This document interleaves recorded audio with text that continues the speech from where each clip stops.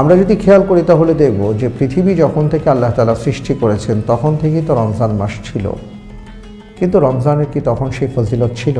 এ কোরআন যে রাতে নাজিল হয়েছে আল্লাহ তাআলা সেই রাতকে শ্রেষ্ঠ রাত বলে ঘোষণা করেছেন। যে নবীর উপর আল্লাহ তাআলা নাজিল করেছেন সেই নবীকে পৃথিবীর সর্বকালের সর্বশ্রেষ্ঠ মানুষই নয়, শ্রেষ্ঠ নবী হিসাবেও আল্লাহ তাআলা ঘোষণা করেছেন।